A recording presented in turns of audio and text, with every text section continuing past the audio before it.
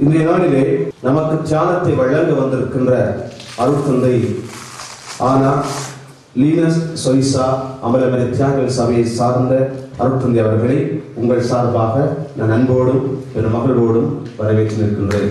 அருட்தந்தை அவர்கள் அமலமறை தியாகிகள் சபையின் யாழ்ப்பாண மாகாணத்தை சேர்ந்தவர். மன்னார் வங்காளையை பிறப்பிடமாக கொண்டவர். இந்த அமலமறை தியாகிகள் சபையிலே நீண்ட கால ஒரு மூத்த குருவாக இவர் பணியாற்றிக் கொண்டு வருகின்றார். இலங்கையிலே இவர் பல்வேறு பணிகளை ஆற்றியிருக்கின்றார். பங்குத்தள பணிகளிலும் மறையுறை குருக்களுக்கான பொறுப்பான பணியிலும் சிறப்பாக ஒரு சிறந்த மறையுரைஞராகவும், இன்னும் இலங்கையிலே இவர்களுடைய சபையின் சமூக தொடர்பு மைய இயக்குநராகவும் இவர் பணியாற்றி இருக்கின்றார். இவர் சொந்தமாக பல இருவட்டுக்களை வெளியிட்டிருக்கிறார், பாடல் தொகுப்புகளை வெளியிட்டிருக்கிறார்.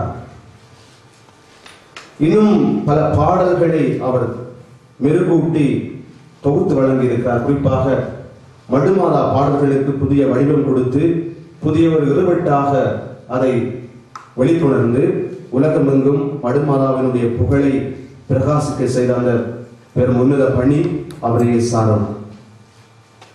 அத்தோடு மாத்திரமல்ல, பல பழைய பாடல்களையும் தொகுத்து அவர் வெளியிட்டிருக்கின்றார்.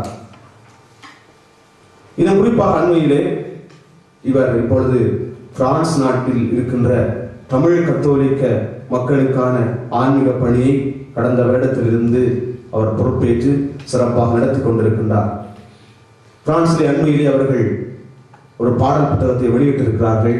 மிகவும் சிறப்பாக வெறும் பாடல் புத்தகம் மாத்திரமல்ல, இந்த பாடல் புத்தகத்திலே உள்ளடக்கப்பட்டிருக்கின்ற அனைத்து பாடல்களையும் இருவட்டிலும் அவர் வெளிக்கொணர்ந்து ஒரு பெரும் முயற்சியை அவர் இந்த தமிழ் சமூகத்திற்கு வழங்கி இருக்கின்றார்.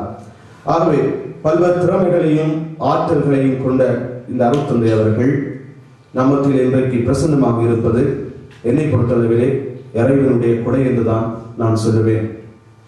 ஆழ்ந்த ஆன்மீக அனுபவமும் இறையியல் முதிர்ச்சியும் பணித்தளங்களில் பல்வேறு நிலைகளிலே பணியாற்றி பெற்ற பணி அனுபவங்களும் மிகவும் அவரிடம் இருக்கின்ற அந்த திறமைகளும் மிகவும் சிறப்பானவை.